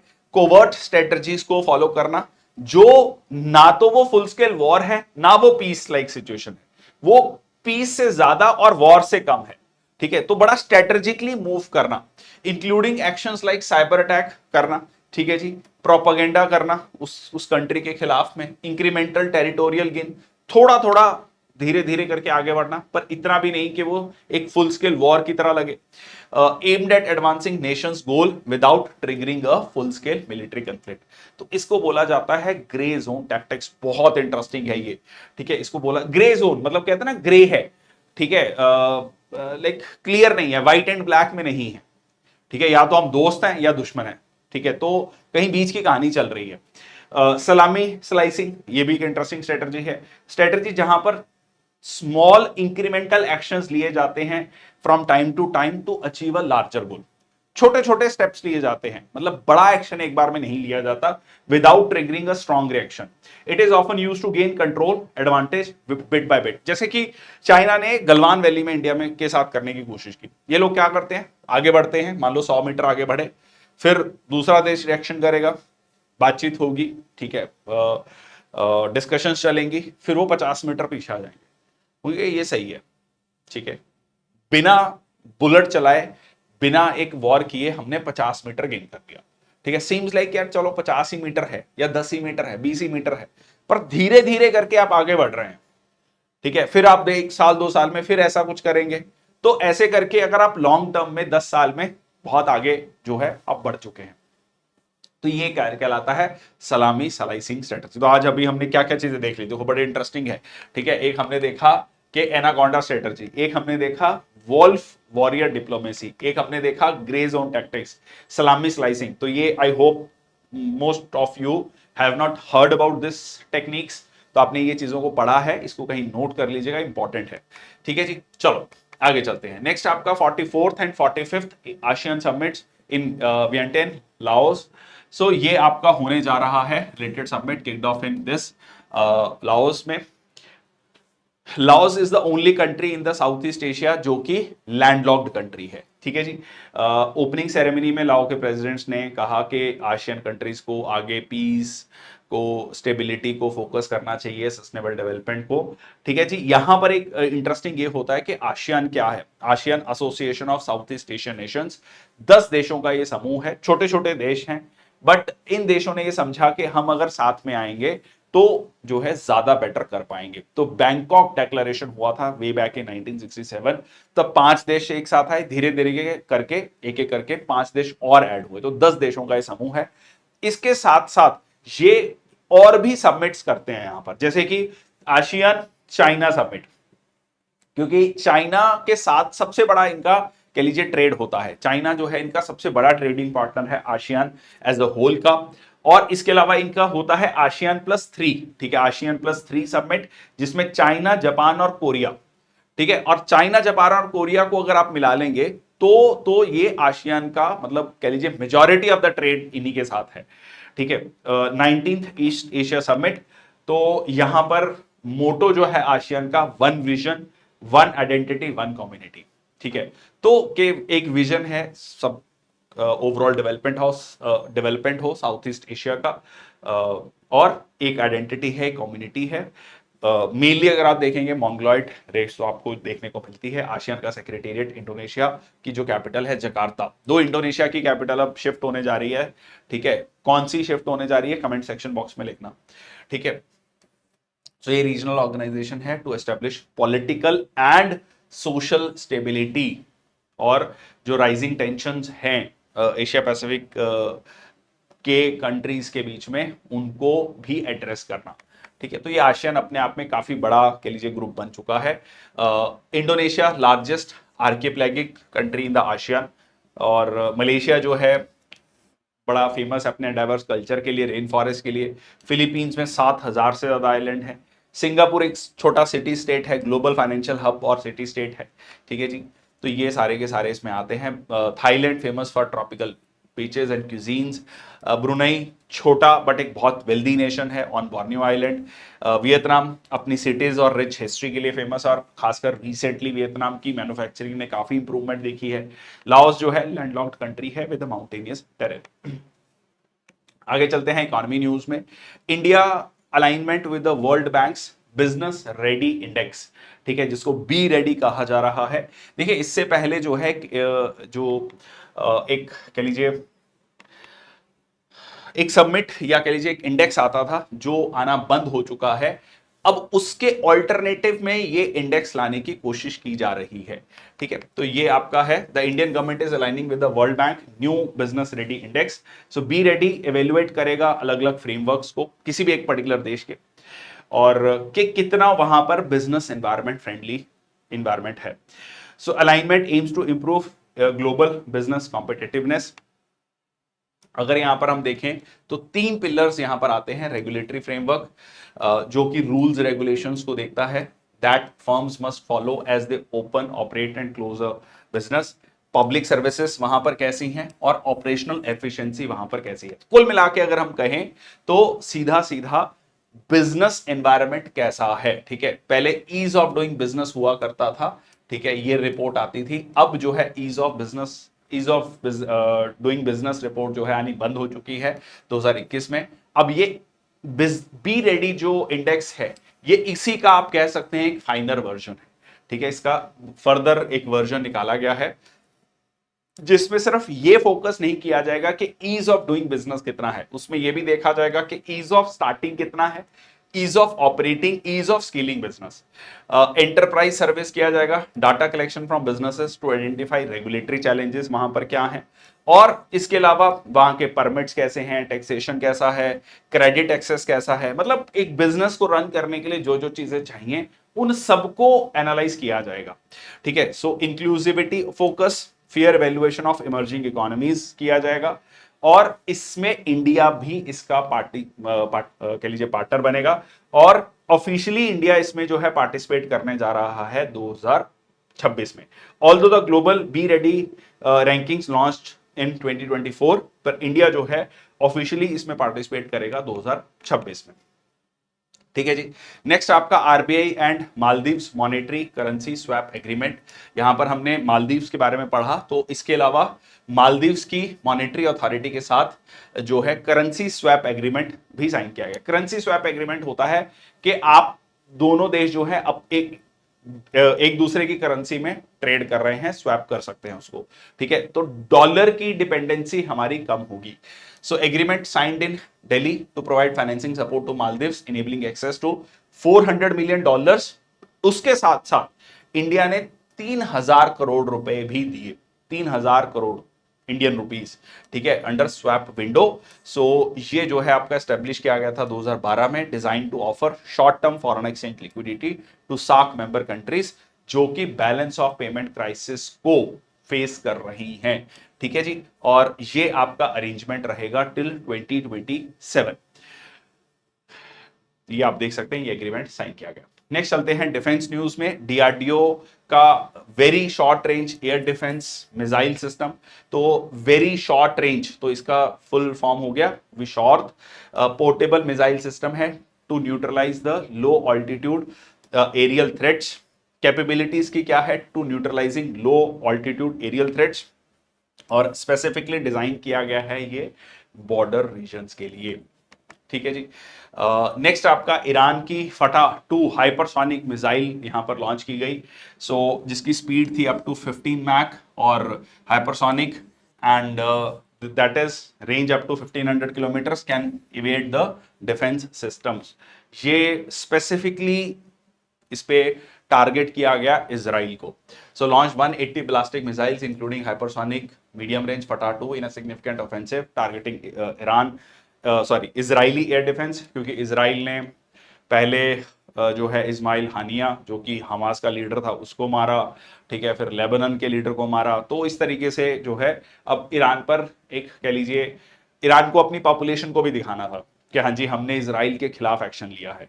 ठीक है, so key Israeli military installations were struck including Nevatim airbase near Beersheba, Tel Nof airbase, ठीक है, जहां पर इजराइल के F-35 फाइटर जेट्स थे। और इसके अलावा जो है यहां पर भी जो हेडक्वार्टर्स है, मोसाद का हेडक्वार्टर है तेल अवीव में, उसको भी टारगेट किया गया। ठीक है, उसको भी टारगेट किया गया। नेक्स्ट आपका एक्सरसाइज मालाबार 2024, ये एनुअल मालाबार नेवल एक्सरसाइज जिसमें इंडिया, यूएस, जापान और ऑस्ट्रेलिया क्वाड के कह लीजिए जो मेंबर्स हैं उन्होंने पार्टिसिपेट किया। Indo Pacific security corporation, maritime operations और नेवल फोर्सेस, इन चारों देशों की इन्होंने इसमें पार्टिसिपेट किया। ऑब्जेक्टिव बहुत क्लियर है, इंडो पैसिफिक रीजन। जब ये इंडो पैसिफिक रीजन की बात होती है तो बात हो रही है चाइना की। ठीक है जी, सीधा सीधा नाम नहीं लिया जाता, इशारा वही है। आईएनएस निर्देशक enhancing India's maritime capabilities, GRSC limited ने डिलीवर किया है आईएनएस निर्देशक, जो कि एक सर्वे वेसल है, सर्वे करेगा। ठीक है, इसीलिए निर्देशक, निर्देशक कौन होता है, डायरेक्टर। डायरेक्टर क्या करता है, सर्वे करता है, अच्छा ये ऐसे करेगा ऐसे करेगा, तो उस तरीके से आप याद रख सकते हैं। Series of 4 such vessels showcasing India's growing maritime capabilities, और इसकी खास कंस्ट्रक्शन टेक्नोलॉजी है, इंटीग्रेटेड कंस्ट्रक्शन टेक्नोलॉजी को यूज किया गया है और भारत में बनाया गया है। Compliance applicable provisions regulations of the classification society. ठीक है जी, चलिए नेक्स्ट आपका किंजाल हाइपरसोनिक मिसाइल, रशिया की ये मिलिट्री टेक्नोलॉजी है। ये बड़ा इंटरेस्टिंग है क्योंकि Russia hypersonic air launch ballistic missile जिसकी रेंज है लगभग 500 किलोमीटर, मोटा मोटा अगर आप देखें, मैक 10, ठीक है जी, टॉप स्पीड। दिसंबर 2017। स्पीड के मामले में आप देख सकते हैं possibly Mach 10 12,000 kilometre per hour, 12,000 kilometre per hour. ठीक है, और ये कहा जा रहा है कि इसको रशिया ने यूक्रेन के खिलाफ भी इसको यूज किया है। ठीक है, Russia recently claimed a group strike using Kinzhal hypersonic missiles in Ukraine. Nuclear capable missile है, बहुत हाई स्पीड है, रेंज है ठीक ठाक, और advanced weaponry. The use of advanced weaponry, ये सीधा सीधा मॉडर्न वॉरफेयर की बात करता है। नेक्स्ट आपका इस इब्सामार, इब्सा देखो है full form India, Brazil, south Africa. ठीक है, इसको साउथ साउथ कॉपरेशन के रूप में भी देखा जाता है। ये आपकी एक्सरसाइज हुई साउथ अफ्रीका में, और इसका अगेन मकसद है इंटरऑप। देखो कोई भी डिफेंस एक्सरसाइज है उसका मकसद यही है कि अलग अलग देशों के बीच में इंटरऑपरेबिलिटी को बढ़ावा देना। और the broad concept is based on blue water naval warfare, जिसमें डायमेंशंस ऑफ सरफेस और एंटी वॉरफेयर को फोकस करना है। आईएनएस तलवार की प्लेयर इन इप्सामार 8th एक्सरसाइज। ठीक है जी, and it was commissioned in 2003, fleet assignment, part of Indian Navy's western fleet.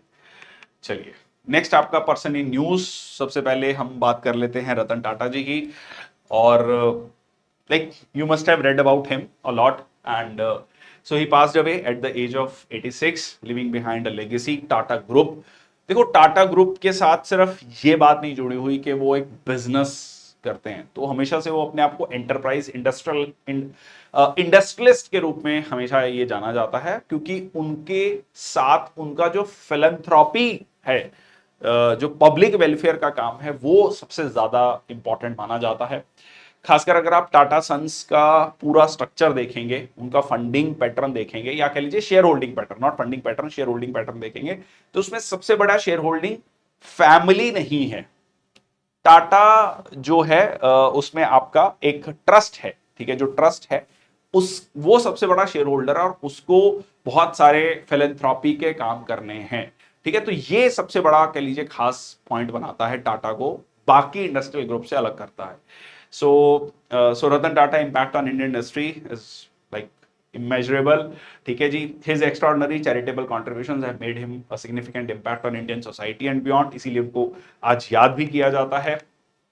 अगर ओवरऑल इनका थोड़ा सा अगर सफर देखें तो Ratan Tata was born in 1937 इन सूरत, गुजरात, ठीक है। He is the adopted son of naval Tata, ठीक है। उसके बाद उन्होंने अपना करियर टाटा ग्रुप में 1961 से शुरू किया। He started on the shop floor of Tata steel. ये बहुत इंटरेस्टिंग बात है, आप लेगेसी से आते हैं बट स्टिल आपको बहुत बेस लेवल से शुरू कराया गया ताकि आप चीजों के बारे में जानें, ठीक है। उसके बाद ही रिसीव्ड बीएस डिग्री, ठीक है, आर्किटेक्चर में उन्होंने डिग्री हासिल करी, ठीक है। और उसके बाद उन्होंने हार्वर्ड बिजनेस स्कूल से भी डिग्री हासिल करी। उनका जो एक टर्निंग पॉइंट आता है 1991 में, जब जीआरडी टाटा जो है हैंडओवर करते हैं और ये जो है टाटा सन्स के चेयरपर्सन बनते हैं, ठीक है। So received the chairmanship of Tata group. So 2002 में उन्होंने टाटा टी उस समय पर जो टेटली ग्रुप है, ठीक है, उसको एक्वायर किया, ठीक है, टेटली ग्रुप को, the world's second largest manufacturer, और टाटा टेटले हुआ। उसके बाद 2004 में Tata Motors is listed on the New York stock exchange, ठीक है। और फिर 2005 में उन्होंने एक आइडिया दिया नैनो का, जो उस समय पर बहुत बड़ा आइडिया था कि 1 लाख रुपए की कार होगी। बेसिकली वो एक बार गाड़ी से जा रहे थे, उन्होंने एक फैमिली को देखा जिसमें जो है हस्बैंड गाड़ी स्कूटर चला रहा है, वाइफ है पीछे बच्चे को लेके बैठी है, एक बच्चा आगे खड़ा है, बारिश हो रही है।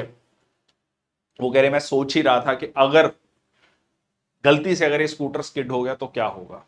और अब वो सोच ही रहे थे, एक्चुअली में वो स्कूटर स्किड हो गया।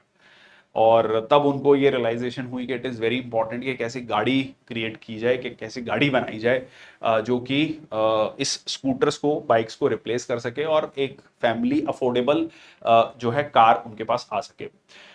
उसके बाद उन्होंने देखा कि भाई 3 व्हील कार हो सकती है, 4 व्हील कार हो सकती है। फाइनली एक 4 व्हील नैनो बनाई गई। उसका प्राइस पहले 1 लाख डिसाइड किया गया, बाद में बढ़ा 1.5 लाख के लगभग। बट वो खुद इसको एक्सेप्ट करते हैं कि वो एक बहुत एम्बिशियस प्रोजेक्ट था, बहुत दिल के करीब था, बट उसको अफोर्डेबल कार की जगह चीपेस्ट कार का टैग लगाया गया। वो मार्केटिंग में गड़बड़ हुई कि rather than projecting it as the most affordable car, वो एक चीपेस्ट कार के रूप में आ गई। तो लोगों को वो मतलब एक लगा यार सबसे सस्ती गाड़ी है, सस्ता, उसके साथ वो एक टैग लग गया। That is how that project failed, but he continued his work. So land rover खरीदा, ये भी एक चैलेंज था कि इंडियन कंपनी ने लैंड रोवर को खरीदा, क्योंकि ये कहा जाता था कि इंडिया जो है कभी भी कम मतलब उतना एफिशिएंट नहीं बन सकता कि कार्स बनाए, ठीक है, हाई एफिशिएंट कार्स बनाए। पर एक इंडिया की कंपनी ने जो है लैंड रोवर को खरीदा और उसके बाद इनको पद्म विभूषण भी दिया गया, पद्म भूषण, पद्मश्री, पद्म भूषण और जो है, ठीक है जी। सो दैट वाज द, उसके बाद जो है 2012 में वो रिस्पॉन्सिबिलिटी साइरस मिस्त्री को देते हैं, बट साइरस मिस्त्री की भी डेथ होती है और उसके बाद साइरस मिस्त्री के साथ रिलेशन अच्छे नहीं रहते हैं। तो ये पूरा का पूरा उनका सफर रहा है। चलिए, तो ये मैंने आपको काफी डिटेल में डिस्कस कर लिया। आगे चलते हैं। New leadership in the Indian Air Force, air marshal SP Dharkar, distinguish fighter pilot जो है अपॉइंट किया गया नए next vice chief of air staff. He will succeed air marshal AP Singh who is set to become the chief of air staff, ठीक है। और जो है जैसे ही जो एपी सिंह हैं वो as a chief of air staff duty लेंगे तो ये जो है क्या हो जाएंगे, vice chief of air staff बन जाएंगे, ठीक है जी। चलिए नेक्स्ट आपका ट्यूनीशिया के प्रेसिडेंशियल इलेक्शंस हुए। The election to elect a new president was held on 6 October 2024 और independent high authority of elections of Tunisia ने अनाउंस किया इलेक्शंस का रिजल्ट। 90% वोट मिली इनको, प्रेसिडेंट सैयद को जो है 90% वोट मिली। ट्यूनीशिया अगर आप देखेंगे अफ्रीका कॉन्टिनेंट में बिल्कुल नॉर्थ में एक छोटा सा कंट्री है ट्यूनीशिया। किसी समय पर यह फ्रांस की कॉलोनी हुआ करता था। Capital of Tunisia Tunis, currency dinar है, प्रेसिडेंट कायस सायद, ठीक है जी। और Tunisia is an African country with Arab civilisational roots, ठीक है, तो यहां पर जो है कंपैरेटिवली बाकी देशों से, मतलब अफ्रीका के बाकी देशों से जो है यहां पर आपको ज्यादा डेवलपमेंट देखने को मिलती है। नेक्स्ट आपका Nobel prize in medicine honouring micro RNA discovery. ठीक है, तो यहां पर विक्टर एम्ब्रोस गैरी रोवकुन को नोबेल प्राइज मिला है for the discovery of micro RNA and its role on post transcriptional gene regulation. Nobel prize in physiology और medicine में ये अवार्ड दिया गया है बाय द, किसके द्वारा दिया जाता है, Nobel assembly at the Karolinska institute for outstanding discovery. अब मैं आपको ये सिंपल भाषा में समझाता हूं कि ये क्या है ये। ठीक है, ये पोस्ट ट्रांसक्रिप्शनल जीन रेगुलेशन क्या है और इसका इंपैक्ट क्या है। चलिए अब यहां पर समझते हैं माइक्रो आरएनए क्या है, बड़ी सिंपल भाषा में। ठीक है, देखो माइक्रो आरएनए ना ऐसे समझो कि एक आपको एक कह लीजिए डिश बनानी है, चाय बनानी है, सिंपल चाय बनानी है। तो चाय बनाने की एक पर्टिकुलर रेसिपी है भाई, आप पानी डालेंगे, उसमें चाय पत्ती डालेंगे, अदरक डालेंगे, ठीक है, बॉईल करेंगे, दूध डालेंगे, फिर चीनी डालेंगे। ठीक है, पूरे प्रोसेस है। तो यहां पर जो है आरएनए क्या है, आरएनए कुक की तरह है। मान लो आप चाय बना रहे हो तो आप आरएनए हो। ठीक है, ओके। और रेसिपी, रेसिपी जो मैंने आपको चाय बनाने की रेसिपी बताई, ठीक है, क्या बनाना है, टू मेक अ प्रोटीन, मतलब प्रोटीन मतलब जो आप चाय बना रहे हो दैट इज सपोज प्रोटीन। चाय बनाने की रेसिपी, ठीक है, वो हो गया आपका जीन, और आप बना रहे हो दैट इज आरएनए। अब आपका एक हेल्पर है, कोई भी हेल्पर हो सकता है, जो आपको बता रहा है कि आप कितने लोगों की चाय बना रहे हो। आपने कहा मैं 10 लोगों की चाय बना रहा हूं। अरे नहीं नहीं नहीं नहीं, जो 2 लोग थे या 3 लोग थे वो चले गए, उनके लिए चाय बनाने की जरूरत नहीं, मतलब रिश्तेदार आ रखे थे, उनमें से 3 लोग चले गए, अब 7 ही लोगों की चाय बनाना, तो आप चाय कम कर दोगे। तो ये माइक्रो आरएनए का काम है, mRNA का काम है, ये स्विच की तरह है जो आपको बता रहे हैं, रुक जाओ रुक जाओ रुक जाओ। इसको आप थोड़ा प्रैक्टिकल एप्लीकेशन से समझते हैं। फॉर एग्जाम्पल कि आप बीमार हुए, ठीक है, बीमार हुए तो आपकी बॉडी में एंटीबॉडीज ज्यादा क्रिएट करनी है। तो ये mRNA बता रहा है कि भाई साहब ज्यादा चाहिए, ज्यादा चाहिए, बॉडी की रिक्वायरमेंट है, तो वो कुक जो है उसके अकॉर्डिंगली बना रहा है। ठीक है, तो इट्स लाइक के ऐसे समझो कि रेस्टोरेंट में वेटर की तरह है, वेटर ने ऑर्डर लिया, ठीक है, तो वो कुक को जाके बता रहा है कि क्या बनाना है। अब वो बना रहा है, ठीक है, अब आप ठीक हो गए, ठीक है, उस बीमारी से रिकवर कर गए, तो वो ये बताएगा भाई साहब रुक जाओ, अब वो बंदा रिकवर हो गया, अब ज्यादा मत बनाओ क्योंकि उसका नेगेटिव इंपैक्ट हो सकता है। ठीक है, ज्यादा एंटीबॉडीज नहीं बनानी, अब रुक जाओ, हो गया, बंदा रिकवर कर गया। सिमिलरली जो है the other way round also. ठीक है जी, तो यहां पर mRNA के बारे में इन्होंने हमें बताया, सिंपल भाषा में अब क्लियर हो गया। ठीक है, आरएनए क्या है, it is like the cook, जैसे आप चाय बना रहे हो, mRNA आपका हेल्पर है। ठीक है, जीन आपका रेसिपी है, और बनाना क्या है आपको, आपको चाय बनानी है, that is like a protein. ठीक है, जो आपको आपकी बॉडी को चाहिए। ठीक है जी, चलो अब इसमें आप केक का एग्जांपल ले लो, कुछ एग्जांपल ले लो, this is how it is.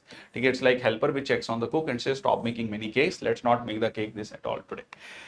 Okay, 2024 Nobel prize in chemistry pioneering protein research, ये भी उसी से मोटा मोटा रिलेटेड है।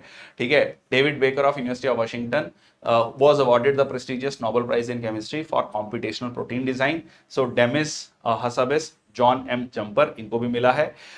ये प्राइस बेसिकली यहाँ पर इनमें डिवाइड हुआ है, और तो आप देख सकते हैं, so it will be awarded. So 1/2 जो है जाएगा डेविड बेकर को, और बाकी 25% जाएगा इन दोनों को, डेमिस हैजबिस और एम जैम्पर को। अब ये क्या है, protein and lives Angénieux chemical tools. Again protein कैसे बनता है, क्यों बनता है, इसका इंपैक्ट क्या होता है बॉडी पर, ये आपको बताएगा। सो इन्होंने क्या किया है, the one shows us how protein work, how we can use them in very clever way to help people solve problems। ठीक है, प्रोटीन कैसे बनते हैं बॉडी में, और इससे फर्दर हम कैसे रिकवर कर सकते हैं, मेडिसिन बना सकते हैं। ठीक है, fixing problems in the body, like जो है आपको ये पता लग गया कि एक पार्ट ब्रोक कर गया है, scientist can now make special protein that acts like a tool to fix that broken part.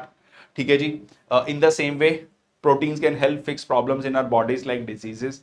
Similarly नई मेडिसिन को बनाने में काम आ सकता है। तो कुल मिला के प्रोटीन कैसे काम करते हैं, कैसे वर्क करते हैं, ठीक है, बॉडी में इसका क्या इंपैक्ट होता है, ये इसके बारे में इन्होंने स्टडी किया है।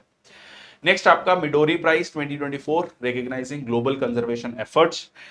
सो ये जो है prize biodiversity has recognised conservationist from Afghanistan and Peru, उनके प्रोजेक्ट्स को लेकर, ठीक है, इकोसिस्टम रिस्टोरेशन, डिक्लाइन ऑफ बीज, ठीक है, ये इंटरेस्टिंग है। Announcement of the award instituted by Aeon environmental foundation और was made in Montreal, Quebec province है, फ्रेंच पॉपुलेशन काफी रहती है वहां पर कनाडा में।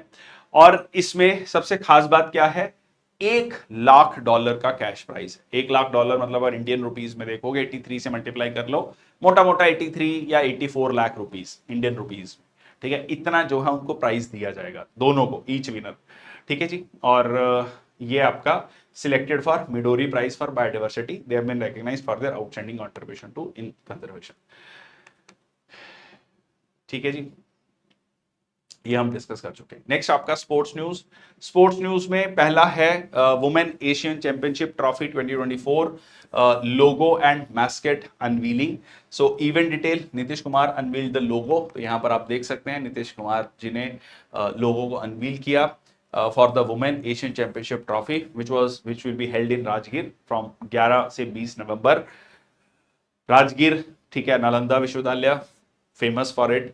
सो मैस्केट का नाम है गुड़िया, ठीक है, गुड़िया, क्योंकि स्टेट बर्ड है बिहार का स्पैरो, ठीक है, उसी से है ये गुड़िया। एंड कोलैबोरेशन जो है यहाँ पर बिहार सरकार और जो है कह लीजिए government of India, so hockey India और Bihar government will be the joint, उनका ये जॉइंट वेंचर होने जा रहा है, ठीक है। तो ये आप देख सकते हैं बिहार में जो है वुमेन एशियन चैंपियनशिप होने जा रही है। नेक्स्ट आपका दीपा कर्माकर ने अनाउंस कर दी है फ्रॉम द जिम्नास्टिक्स। उन्होंने कहा कि ये मेरे लिए काफी टफ डिसीजन था but it is a right time. 31 की उनकी एज है। Famous for performing the risky Produnova vault often called the vault of death, leaves behind a legacy of courage and determination. Tripura की रहने वाली हैं और achievement जो है उन्होंने ब्रॉन्ज मेडल जीता था वॉल्ट कैटेगरी में at Commonwealth game in Glasgow. पहली भारतीय महिला बनी थी to win the gymnastic category, ठीक है, तो इन्होंने ब्रॉन्ज मेडल वहां पर जीता था। नेक्स्ट आपका new head of BCCI anti corruption unit. So retired IPS officer Sharad Kumar वो हेड करेंगे एंटी टेरर ऑर्गेनाइजेशन, जिन्होंने anti terror organisation NIA head की है 4 साल तक, वो जो है अब बीसीसीआई के एंटी करप्शन यूनिट को हेड करने जा रहे हैं। बरेली उत्तर प्रदेश के रहने वाले हैं, हरियाणा कैडर के ऑफिसर हैं, 1979 बैच के आईपीएस ऑफिसर हैं, ठीक है। तो शरद कुमार जो कि बीसीसीआई के एंटी करप्शन के हेड होने जा रहे हैं। नेक्स्ट आपका end of an era, Andres Iniesta announces retirement. Spain के प्लेयर हैं, बहुत फेमस प्लेयर हैं, स्पेन को वर्ल्ड कप में जिताया, ठीक है जी। सो इनेस्ता came through Barcelona's famous La Masia Youth Academy to play nearly 700 senior matches for the club, ठीक है जी। अगेन 2010 में जब वर्ल्ड कप जीता था स्पेन तो वन देयर फर्स्ट एवर, तो ये कहा जाता है कि इन्हीं के गोल की वजह से, एंड फाइनली जो है 40 की एज में इन्होंने रिटायरमेंट अनाउंस किया। नेक्स्ट आपका 38th नेशनल गेम्स होने जा रही हैं उत्तराखंड में। लास्ट ईयर ये गोवा में हुई थी, इस बार जो है ये उत्तराखंड में होने जा रही हैं और पहली बार ऐसा होगा कि विंटर गेम्स उत्तराखंड में होंगी, मतलब पहली बार जम्मू कश्मीर के अलावा विंटर गेम्स किसी और राज्य में होने जा रही हैं, ठीक है। So Jammu Kashmir and Ladakh for the first time, so पहली बार जम्मू कश्मीर और लद्दाख के बाहर ये होने जा रही है। अब तो खैर यूनियन टेरिटरी है but the idea is Jammu Kashmir Ladakh में ही विंटर गेम्स होती थी। So the national games are organised by Indian Olympic association hosted by the state government. There aims to identify talent in the country जो कि India को represent कर सके international levels पर, ठीक है जी। सो पहली जो नेशनल गेम्स हुई थी 1924 में एट लाहौर, जो कि अब पाकिस्तान में है। चलिए, साइंस एंड टेक में planetary defence system and global collaboration. So increasing threat of near earth object को एड्रेस किया गया with planetary defence system. NASA का डार्ट मिशन है। डार्ट मिशन बेसिकली ये है कि कोई भी अपकमिंग कोई सेलेस्टियल बॉडी होगा, खगोलीय पिंड होगा, तो उसके ट्रैक को अगर वो धरती पर टकराने जा रहा है तो ये नासा ने एक्सपेरिमेंट किया भी और काफी सक्सेसफुल रहा कि उसको कैसे डाइवर्ट करना है, ठीक है। सो इन 2022 सक्सेसफुली री डायरेक्टेड द एन एस्टेरॉयड, ठीक है। 2022 में जो मैं आपको बता रहा हूँ ये एक्सपेरिमेंट काफी सक्सेसफुल रहा था। और इंडिया का जो रोल है, expected to collaborate in global asteroid monitoring initiative, तो इंडिया भी जो है इसमें पार्टिसिपेट करेगा। MACE observatory advancing astrophysics research, so inauguration, Asia का लार्जेस्ट इमेजिंग चेरनकॉफ टेलीस्कोप जो है मेस ऑब्जर्वेटरी ऑपरेशंस लेकर आ रहा है हेनले लद्दाख में। Promising significant advancement in astrophysics research. Location कहां पर है? लोकेशन है आपकी हेनले लद्दाख में, providing an ideal location for astronomical observations. Research potential की अगर हम बात करें, promising significant advancement in astrophysics research, opening new avenues for scientific discovery, ठीक है। तो ये मेस ऑब्जर्वेटरी है, इसका फुल फॉर्म जो है, ठीक है जी। So world highest imaging Cherenkov telescope, department of atomic energy secretary ने इसके बारे में जानकारी दी। ये दुनिया का which is also the largest imaging Cherenkov telescope in Asia का सबसे बड़ा है। सो नंबरदार मतलब वहां के जो लोकल लोग हैं उनकी भी सपोर्ट की बात की जा रही है। So setup at altitude of 4300 metre, full form है इसकी मेजर एटमॉस्फेरिक चेरनकॉफ एक्सपेरिमेंट, ठीक है। तो ये आपका इनॉग्रेट किया बेसिकली, मतलब आप ये कह सकते हैं कि जो हमारा यूनिवर्स है या सोलर सिस्टम है उसको बेटर तरीके से स्टडी कर पाएंगे। एस्ट्रोफिजिक्स में काफी इंपॉर्टेंट रोल प्ले करेगा। और ये जो है टेलीस्कोप इंडिजीनियसली बिल्ड किया गया है भाभा एटॉमिक रिसर्च सेंटर के द्वारा with support from electronics corporation of India and the other Indian industry partners. Important days and events की बात करें तो वर्ल्ड कॉटन डे बनाया जाता है 7 अक्टूबर को, ठीक है जी। Promotes global cotton market. India second largest producer है कॉटन का ग्लोबली। इंडिया का सेंट्रल जोन जो है वो अकाउंट करता है most of the country's output. Central zone क्यों करता है जी? क्योंकि महाराष्ट्र और गुजरात ब्लैक कॉटन सॉइल, ठीक है, वहां पर आपको ब्लैक कॉटन सॉइल देखने को मिलती है, ठीक है जी। तो ब्लैक कॉटन सॉइल है तो इसीलिए वहां पर ये देखने को मिलता है। सो वर्ल्ड कॉटन डे 7 अक्टूबर। नेक्स्ट आपका Indian air force day 2024 celebrating 92 years. 8 अक्टूबर 2022 को 92nd इंडियन एयरफोर्स डे था, क्योंकि इसी दिन जो है इंडियन एयरफोर्स की स्थापना हुई थी to become one of the world's most formidable air forces. शुरुआत में जो है कह सकते हैं कि बहुत हम्बल बिगनिंग्स थी, बट इवेंचुअली जो है एयरफोर्स एक one of the best organisations के रूप में डेवलप होता है। भारतीय वायुसेना सक्षम, सशक्त, आत्मनिर्भर, ठीक है, achieving self sufficient in defence capabilities while maintaining the operational excellence, that is the idea. Next आपका world mental health day 10th of October. तो ये है आपका एनुअल ऑब्जर्वेंस। तो वो इसको ऐसे याद रख सकते हो, कॉटन अच्छे कपड़े पहन के जो है हवाई जहाज में जा रहे हो, हवाई जहाज में जाने के लिए मेंटल हेल्थ बहुत अच्छी होनी जरूरी है, ठीक है जी। इंडिया में हो तो इंडिया में थोड़ा गर्मी ज्यादा रहती है, तो कॉटन के कपड़े पहन के जो है हवाई जहाज में बैठ रहे हो, but it is very important to have a good mental health, ठीक है। अगर आप हवाई जहाज अच्छे से चलाना है, पायलट की ऐसे समझ लो कि अच्छी मेंटल हेल्थ होनी चाहिए। Observe every year on 10th October, bring attention to mental wellbeing. इसका मकसद है अंडरस्टैंडिंग, डिस्पेल मिसकंसेप्शन। अगेन हमेशा से मेंटल हेल्थ को लेकर एक मिसकंसेप्शन है लोगों में, उसको लेकर उसको दूर करना, जागरूकता लेकर आनी, ठीक है। इस बार मेंटल हेल्थ एट वर्क, ठीक है। इस बार का थीम क्या है? Mental health at work. So world mental health was founded in 1992 by the world federation of mental health, और उस समय पर 12 कंट्रीज ने ही इसके साथ इसमें पार्टिसिपेट किया था। इवेंचुअली जो है दुनिया भर में अब इसकी बात होने लगी है, ठीक है। मेंटल हेल्थ इश्यूज को, इन सपोर्ट को इनकरेज करना, ग्लोबल पार्टिसिपेशन को लेकर आना। तो ये था आज का सेशन। बहुत बहुत धन्यवाद, thank you so much. I hope you are liking the session. If anything you want more to be added in these sessions, please do let us know in the comment section box. ये बहुत important है कि ये sessions आपके लिए हैं, ठीक है। ये सेशंस को हमने कंप्लीटली फ्री रखा है यूट्यूब पे, क्योंकि करंट अफेयर्स एक ऐसी चीज है जो कंसिस्टेंटली आपको पढ़नी पड़ेगी if you want to excel in your examination. So that's all, thank you so much. Jai Hind, Vande Mataram.